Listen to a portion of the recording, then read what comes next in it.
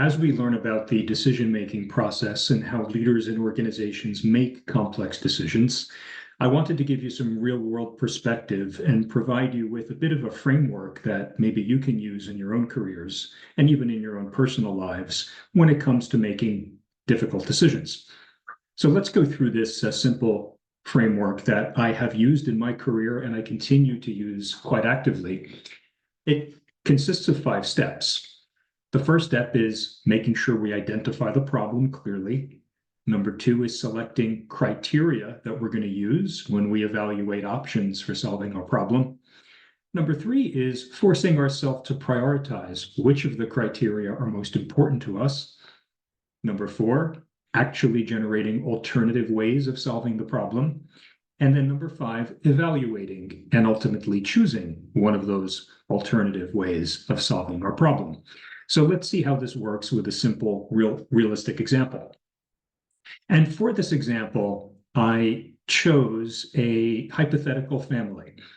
Let's say the family is a family of 4, and they live in an apartment that they own. And the apartment is a perfect size for a family of 4. But a new child is on the way, and soon the family of 4 will become a family of 5. And very soon the apartment is going to be too small for a family of 5. So the problem is the family needs more space. We've identified the problem. That's step 1. Step 2 is saying to ourselves, okay, now that I've identified the problem, before I even start to think about how I'm going to solve the problem of more space, let me determine what the most important factors are as I make this decision, as I start to make this decision. Remember, we're not listing alternatives yet. We're not trying to solve the problem just yet.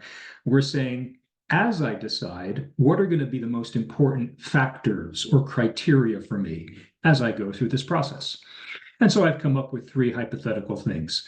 Maybe number 1 is, whatever the solution is, it can't cost me more than $3,000 this year because I just can't afford anything more.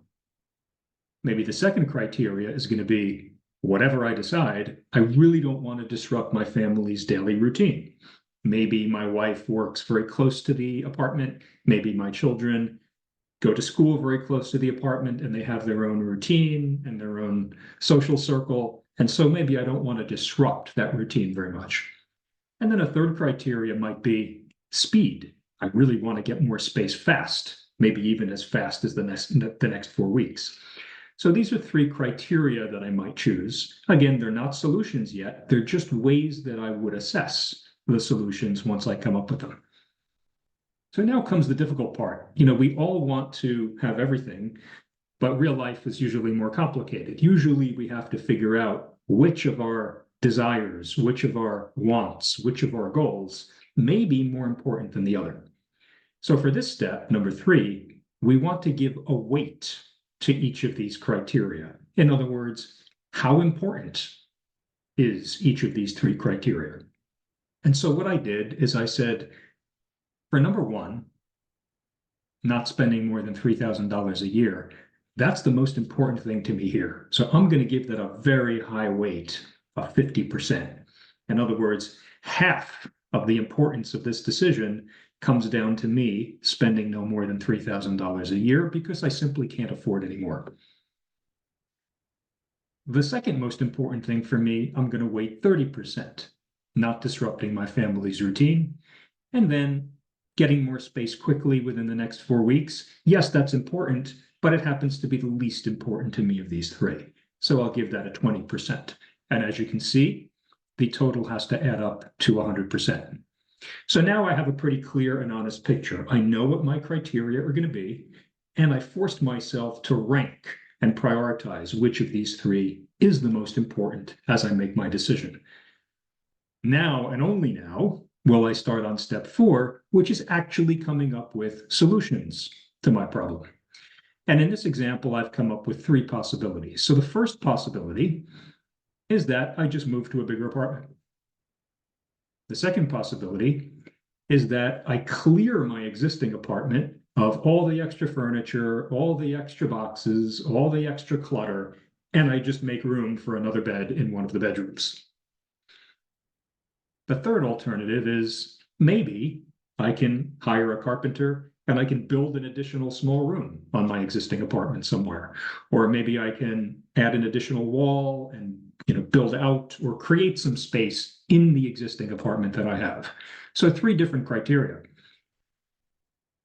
Now I have to take each of these alternatives, a bigger apartment, putting items in storage, and building a new room, and I have to see how do these three alternatives hold up?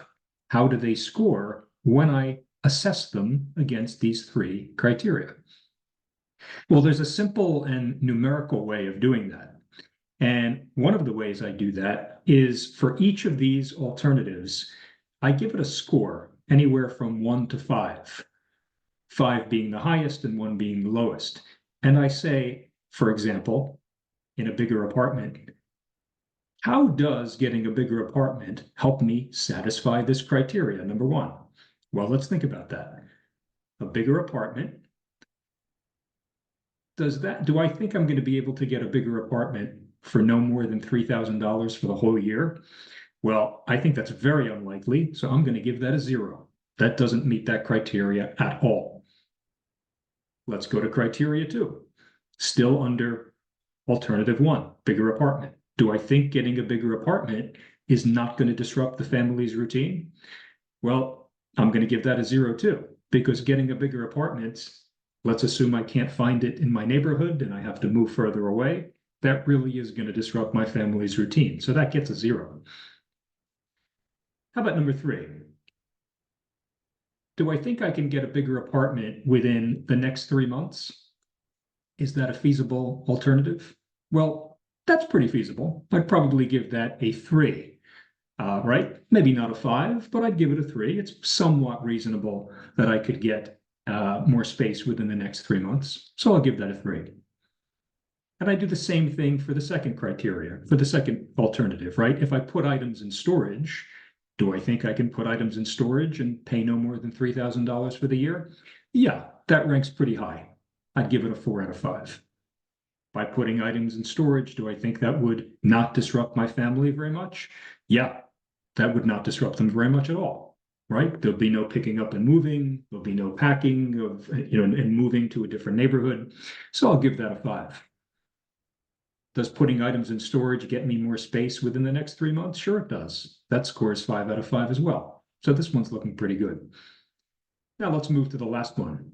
If I build a new room on my apartment, do I think that's going to cost me under $3,000 for the year? No, I think it's going to cost me way more than that. So I'm going to give that a score of 0. Do I think building the new room would be less disruptive to my family? Yeah. That won't disrupt them that much, maybe just a little. So I'll give it a 3. And then finally, will building a new room get me more space within the next 3 months? Yeah, I can have a new room built within 3 months. That's not a problem. So I'll give that a pretty high score of 5. Okay, so now we've scored each of our alternatives based on how well they meet each of these criteria. We've got one more step.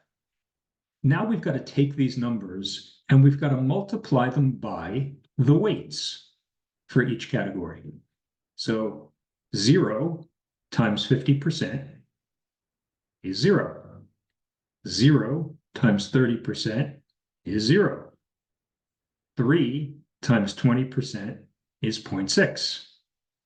Let's move to alternative 2. 4 times 50% is 2.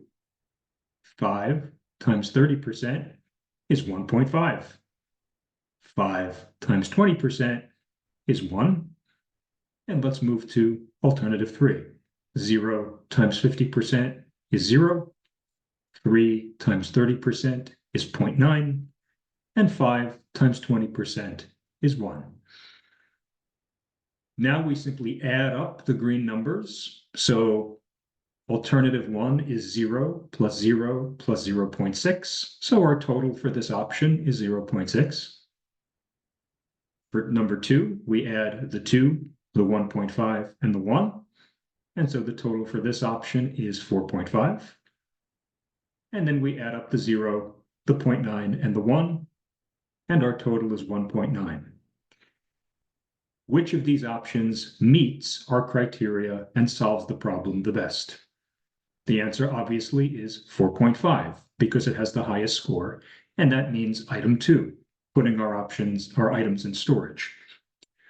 So this framework seems a little bit mechanical, and in reality, you need to consider how you feel about the decisions as well as just looking at the hard numbers.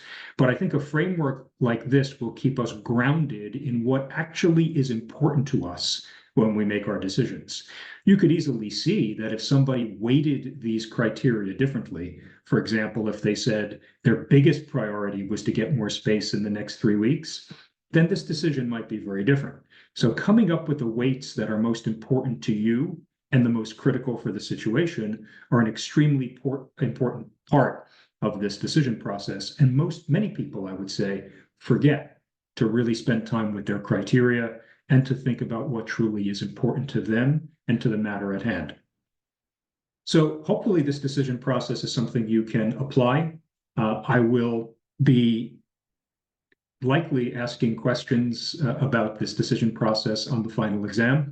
So you should become accustomed to working through some examples on your own with this framework.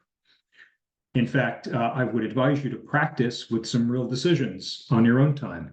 You might come up with your own examples, but try using this framework to decide how to make these following decisions, whether to go to college full-time or to work full-time, which college to attend, which college major to pursue, whether you should buy a car or lease a car, whether you should drive to work or take the bus to work.